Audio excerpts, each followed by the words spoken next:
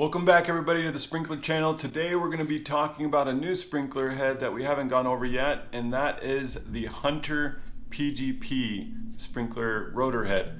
And this sprinkler head, the PGP, is comparable to the Rainbird 5000. So this one's made by Rainbird, and the one we're going over right now is made by Hunter. So we're going to go over how to adjust this head, which tools you're going to need. So let's get started. Important thing to note is the tool that you're going to need to be able to adjust this head.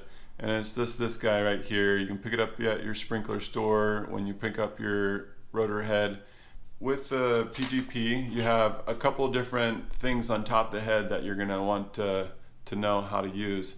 And the first thing is the pull-out slot. So with this end, we're gonna put it in this slot right here, and we're just gonna slide it in right in like that.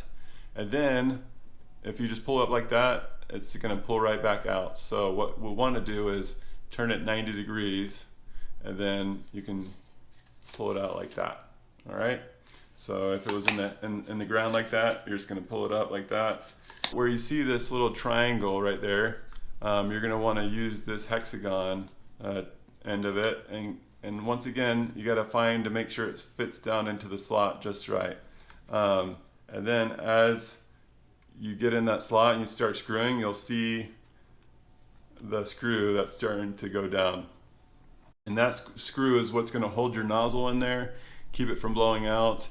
And also that nozzle, if it's screwed down enough, it will start shortening the distance that the water's spraying. Now for adjusting, the most important part you can remember about Hunter is that it's the opposite of Rainbird when it comes to the fixed side. So the right side is the fixed part when we're talking about rotating. So when we adjust the arc, or how much it rotates around left or right degrees, that right side is going to stay fixed. And as we make the adjustments, it's the left side that's going to open up as we're, behind the sprinkler head, watching it spray out, right? So we'll want to line the right side up to our fence line or our sidewalk path, or along the house or whatnot, flower beds, and then adjust it according to how much we need it, whether it's 90 degrees or 180 degrees or more. This the arc can be anywhere from 40 degrees to 360 degrees. So let's dive into how are we going to adjust that radius. So right now, from the top, we can rotate it all the way to the right. So that's the fixed point facing the right.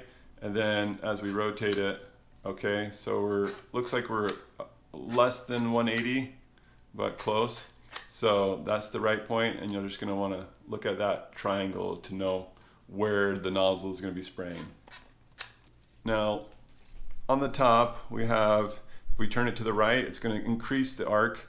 If we turn it to the left or counterclockwise, it's going to decrease the arc. So let's say we wanted to bring it down to 90 degrees. So important to know is use this side. We're going to have to find the slot that goes into to be able to adjust it. So once again, put it in there, and then you're going to have to kind of feel around until it drops down. You see that? So it's going to rotate and then it drops down like that. So now we're in the groove.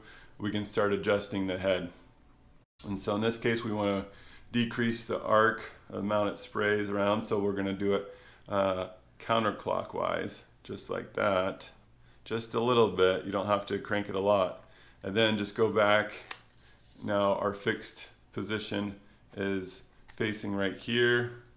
Our right position's there, and we're going to rotate it. We can see it coming around, and it stops probably about 95 or 100 degrees arc. So once again, you can just go back in there, find that groove. You can leave that in there if you want as you're adjusting it, and then just a little more to decrease it. And then there we have 90 degrees. So you see it starts out on the right, and then boom. So that's like if we were in the corner of the grass area and we just needed 90 degrees, and we do it just like that. So go to the right, go back, and then you can turn on the sprinkler and see if it's still performing the same way. So that's your Hunter PGP. Just one last recap here. That's this slot right here is to be able to pull the sprinkler head up. You'll put it in there, pull it out like that. This triangle part is for the screw at the nozzle to be able to shorten the distance. If we don't want it hitting the fence or the house, then we can shorten the distance to a certain amount.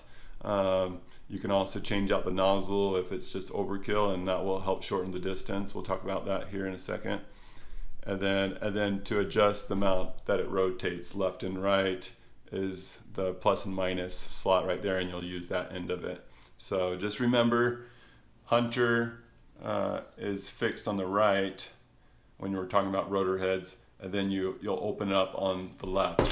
So that will stay fixed, and we'll be adjusting just the left. So one last thing that I forgot to mention that I wanted to mention about the PGP is the inlet in the bottom of the PGP, which is the same as the Rainbird 5000, which is 3/4 inch. So you'll want your 3/4 inch funny pipe elbow to be able to connect it into your funny pipe and then into your PVC. So just make note of that. One other thing to note too is there's no removable filter in the PGP, just like the Rainbird 5000.